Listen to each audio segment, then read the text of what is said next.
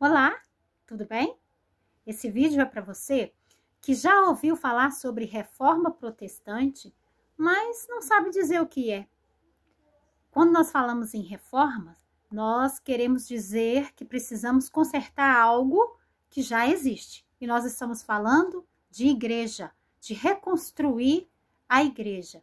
A igreja ela foi instaurada nos primeiros séculos com Jesus Cristo. Jesus, ele trazia uma mensagem de paz e salvação aos homens. Após a morte e a ressurreição de Jesus, os seus discípulos propagaram a mesma mensagem de Jesus.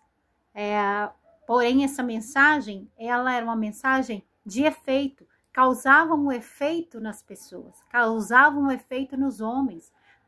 A visão espiritual dos homens eram abertas e as pessoas, elas começaram a entender que Jesus era a salvação. E tudo isso abalava Roma. Todo esse movimento da igreja abalava as estruturas políticas de Roma, de maneira que Roma começou a perseguir os cristãos. E essa perseguição, ela serviu para que a igreja se propagasse pela terra.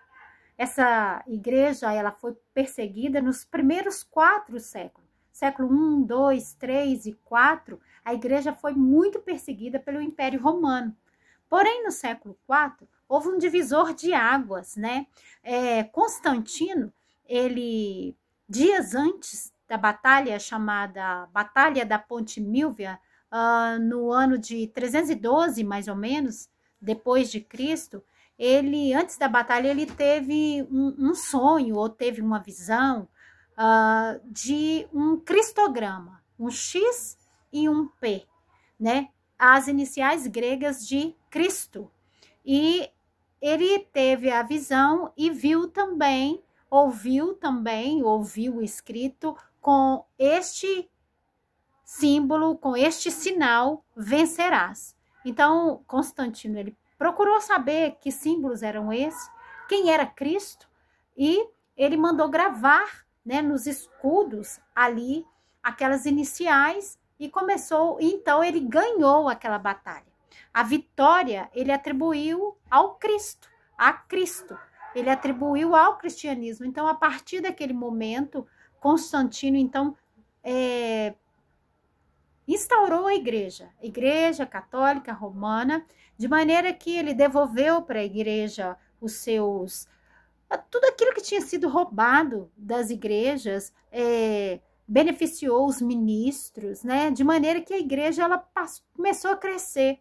Então, ali no século 4, 5, 6, 7, 8, 9, essa igreja teve um crescimento absurdo, né? Houve universidades, templos, mosteiros. A igreja ela se tornou tão forte que o Estado e a igreja eram uma coisa só.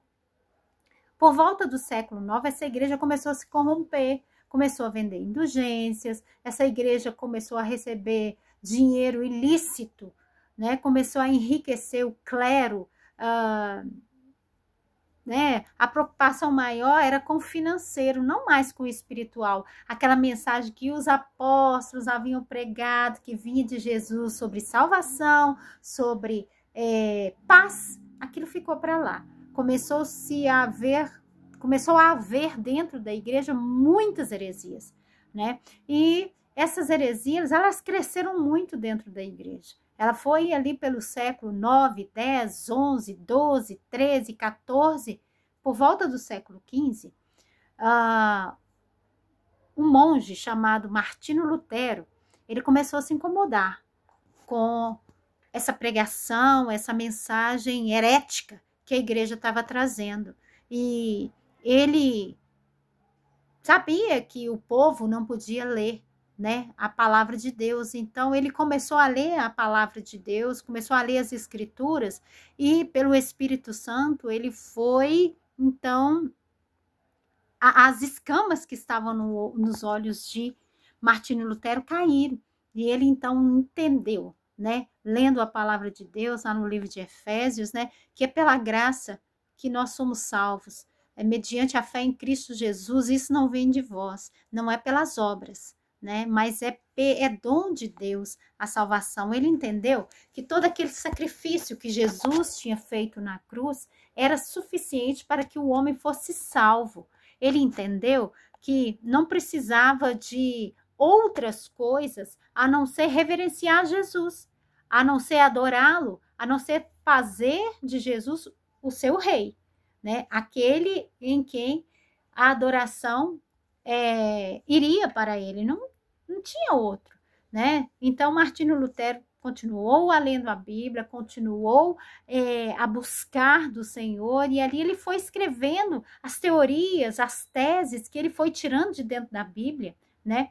A igreja, ela permitia que as pessoas ricas, abastadas, entrassem nos seus templos. As pessoas mais ricas sentavam dentro, né? Mas os pobres, as viúvas, os órfãos, os escravos, esses não podiam entrar nas igrejas. Martinho Lutero, então, ele pega toda aquela teoria, toda aquela verdade que ele extraiu de dentro da palavra de Deus e ele prega nas portas, né? Ele prega na porta da igreja.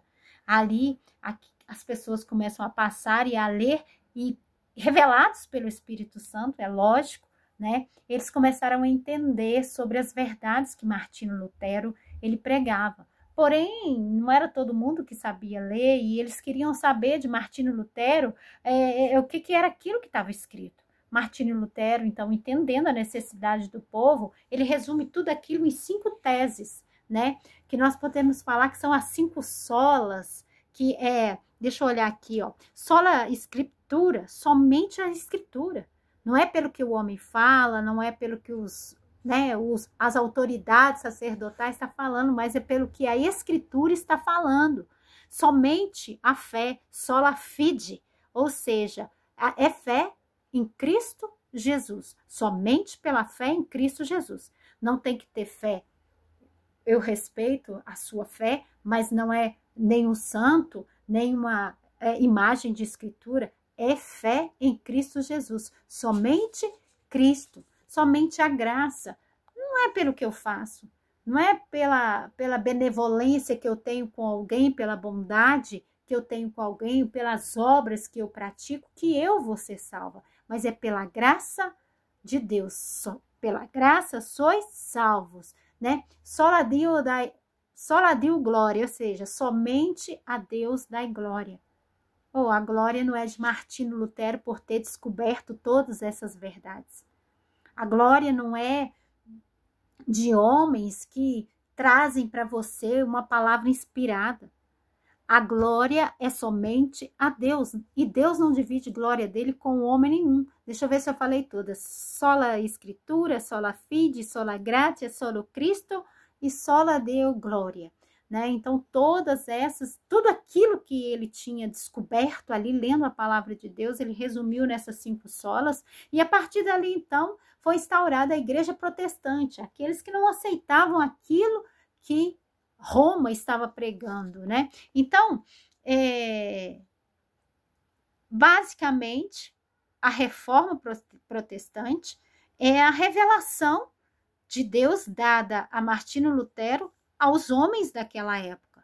E aqueles que não aceitaram, então, foram se formando igreja. Ali, a partir dali, começou a haver as igrejas protestantes. As igrejas protestantes incentivavam o seu liderado, vamos dizer assim, os seus discípulos a buscarem a Deus e a ler as Escrituras. Mas era necessário que a escritura estivesse numa linguagem que ele poderia entender. Então, ali também começou a tradução do latim para várias línguas. Né? Se nós temos a nossa Bíblia e podemos ler, foi porque começou com essa reforma protestante. Né? Mudanças políticas e sociais começaram a ocorrer na Europa por conta dessa reforma, porque a igreja ela começou a perder toda aquela autoridade, toda a autoridade estava contida ali, né, na igreja, no clero. Agora aquela autoridade ela foi transferida a todos aqueles que creram no nome de Jesus. Eles tinham autoridade para pregar o evangelho, eles tinham autoridade para curar os enfermos. Aquilo que os discípulos faziam, eles começaram a fazer. Então a igreja Católica ela foi obrigada a uma contra-reforma, que já é uma outra história, né? A verdade é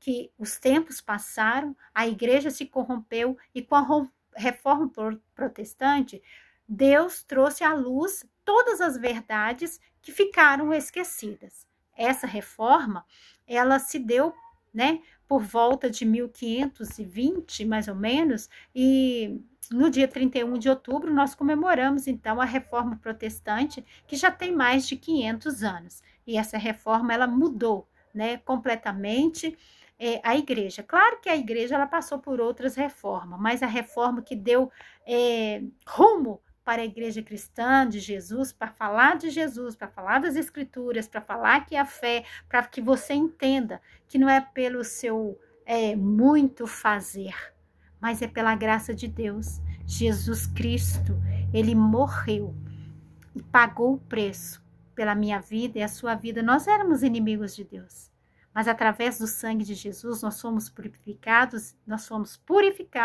e nos tornamos amigos de Deus novamente. Que Jesus abençoe a sua vida, que você possa entender, né, que tudo que ele faz é bom, é perfeito e é agradável. Tchauzinho.